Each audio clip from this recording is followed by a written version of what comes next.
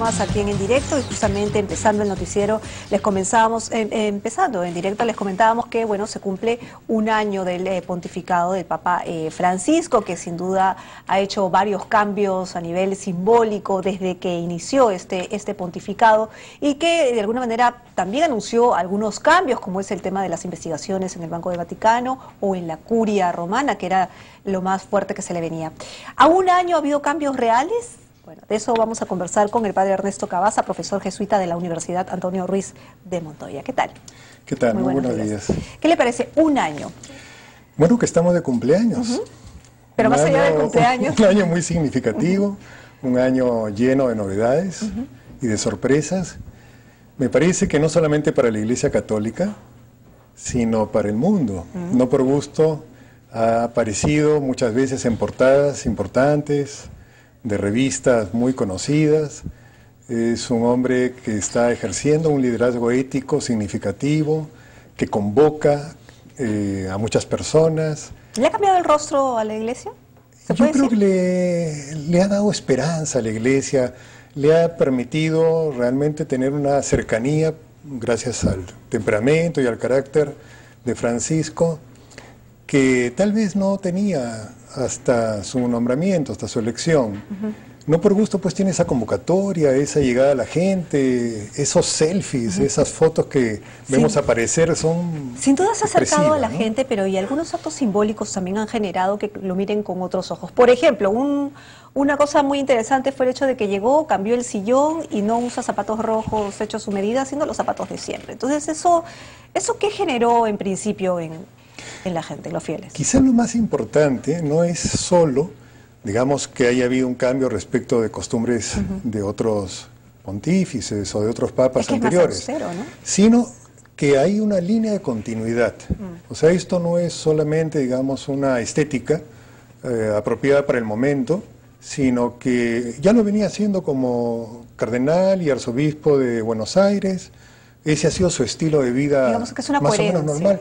Hay una línea de coherencia. Yo creo que lo más significativo en este caso es que hay una continuidad, que lo que la gente aprecia es que esto no es una novedad, digamos, respecto de él, puesto que ya lo venía haciendo en otros lugares donde él ha podido hacer su servicio, y que ahora que le toca un servicio mayor, más universal, continúa haciéndolo desde costumbres, desde hábitos que son propios de él, ¿no? Ahora, pero hay temas fuertes, que todo el mundo, temas de fondo además, que más allá del tema simbólico, digamos, que siguen la coherencia de su comportamiento, sí son reformas claves, ¿cierto?, al interior del Vaticano, como el tema de la Curia Romana, por ejemplo. Así es. ¿Cierto?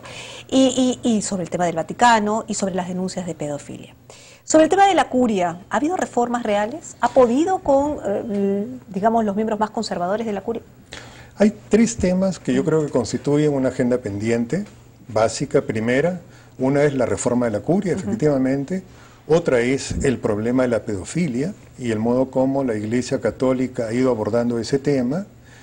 Y otro tercero es el tema económico, que es lo que permitió que muchas de estas cosas salieran también a la luz a propósito del escándalo del mayordomo. Entonces son tres cosas que sin duda pesaron mucho en el cónclave, y en las congregaciones generales previas al cónclave, cuando hubo que pensar el perfil de la persona que tenía que suceder a Benedicto XVI. Pero a un año, ¿ha habido cambios reales, por ejemplo, en la Curia Romana?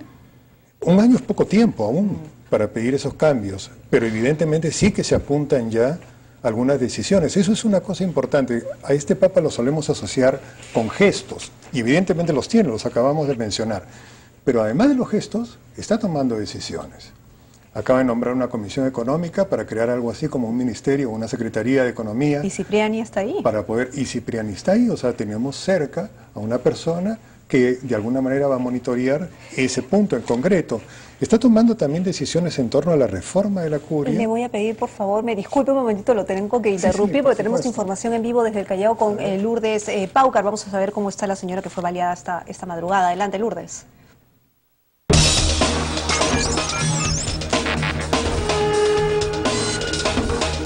Vamos a retomar nuestra conversación con nuestro invitado, el padre Ernesto Cavazza, profesor jesuita de la Universidad Antonio Ruiz de Montoya, y estábamos hablando sobre el año de pontificado del Papa Francisco, y estábamos hablando de los temas que ha cogido. Como nos queda muy poquito, vayamos al punto del tema de las denuncias de pedofilia, y digamos, yo esto lo enmarco en una columna de opinión que publicó un actor en nuestro país y que, digamos, los sodalitis saltaron inmediatamente con este tema. ¿Qué opina al respecto? Sí, bueno, yo no he seguido tan de cerca esto, estaba fuera del país cuando esto ocurrió, pero por lo que me he podido informar después, yo no veo en este caso concreto realmente un asunto de pedofilia, y me parece que el mismo actor lo reconoce, simplemente manifiesta o expresa un acontecimiento, un evento que él vivió y cómo lo vivió, cómo lo experimentó. Entonces el caso concreto me parece que tendrá que ser en todo caso investigado, en fin. Lo que sí le puedo decir es que para la Iglesia Católica, ya desde el pontificado de Benedicto XVI, pero sobre todo ahora también con Francisco, es muy claro que la pedofilia no solamente es un pecado, es un delito.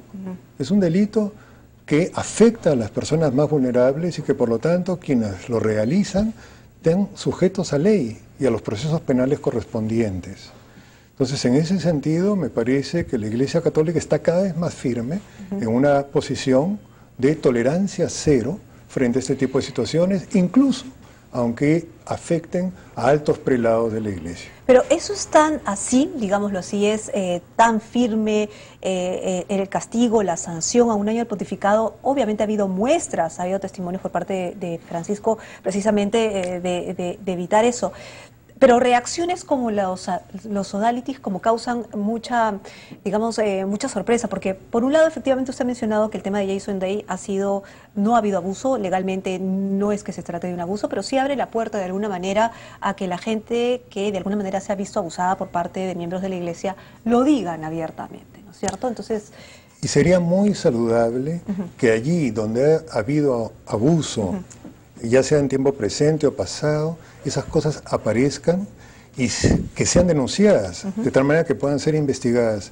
Y si hay razón, y si hay motivo, que los responsables sufran la pena correspondiente.